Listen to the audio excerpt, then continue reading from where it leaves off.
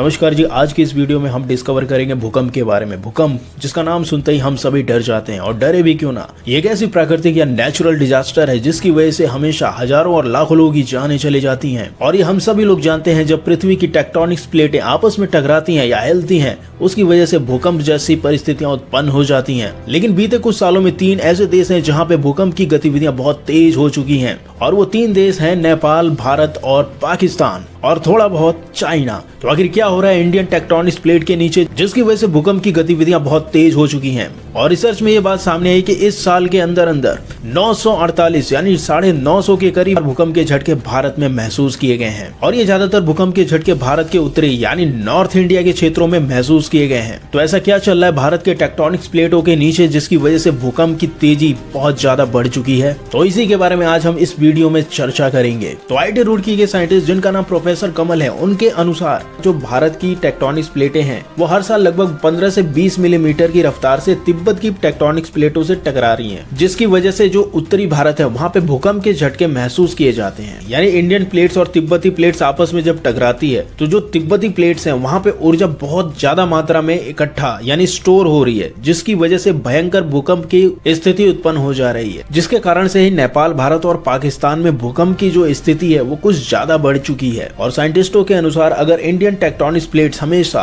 तिब्बत की प्लेटों से टकराती रही तो अरबों खरबों साल बाद ऐसा भी हो सकता है कि सारी महाद्वीप आपस में मिल जाएं, और ये सभी महाद्वीप मिलकर सुपर टेक्टोनिक्स प्लेट का निर्माण कर सकती हैं। और अगर ऐसी स्थिति रहती है तो इंसानों का जो नामो निशान है वो समाप्त हो सकता है। और साइंटिस्टों ने ये भी बताया कि जो एशिया की जो हिमालय रीजन है वहाँ पर एनर्जी बहुत मात्रा में स्टोर है, और ये एनर्जी धीरे धीरे भूकंप के रूप में भी अगर रिलीज होती है तब भी मानव जाति बची रहेगी। लेकिन अगर एशियाई हिमालय की एनर्जी एक साथ निकलती है तो बहुत गंभीर परिणाम इसके हो सकते हैं। और इतनी ज्यादा एनर्जी भारत, पाकिस्तान, नेपाल और चाइना जैसी एशियाई देश की जो धरती है वो सहन नहीं कर पाएगी, और एक बहुत बड़ा डिजास्टर हो सकता है। लेकिन हैरानी और कहे डर की बात तो यह है कि भूकंप के आने का कोई समय नहीं होता है, ये कभी भी आ सकता है। लेकिन थोड़ी संतुष्टि की बात यह है कि आईआईटी रुड़की ने अर्ली वार्निंग सिस्टम को लेकर एक ऐप डिजाइन किया है जिसका नाम उन्होंने उत्तराखंड भूकंप अलर्ट रखा हुआ है। जब भी भूकंप आएगा ये ऐप आपको अलार्म की तरह अलर्ट कर देगा, और आप किसी सुरक्षित स्थान पर जाकर छुप सकते हैं, क्योंकि उत्तराखंड सबसे सेंसिटिव एरिया में आता है जहां भूकंप की गतिविधियां बहुत तेजी से होती हैं। और ये भूकंप अगर उत्तराखंड में आता है तो दिल्ली एनसीआर में आने का असर इसका महसूस किया जा सकता है, क्योंकि भूकंप की स्पीड इतनी ज्यादा होती है कि किसी को संभलने का समय भी नहीं मिलता है। यानी एक अनुमान के अनुसार अगर भूकंप 5 रिक्टर की स्केल से आता है वो कम से कम 500 किलोमीटर एरिया को कवर कर सकता है। यानी अगर दिल्ली में भूकंप का केंद्र बनता है तो अगले 5 से 10 मिनट के अंदर इसकी जो पहली लहर है वो लखनऊ में महसूस की जा सकती है। और हाँ, ये भी नहीं है कि अगर इसकी स्पीड दिल्ली में 5 रिएक्टर स्केल के पैमाने से आई तो लखनऊ पहुंचते पहुंचते इसकी स्पीड 5 ही रहे, कम भी हो सकती है। लेकिन लखनऊ में भी इसके हल्के फुल्के झटके महसूस किए जा सकते हैं। तो इसी प्रॉब्लम को देखते हुए आईआईटी रुड़की ने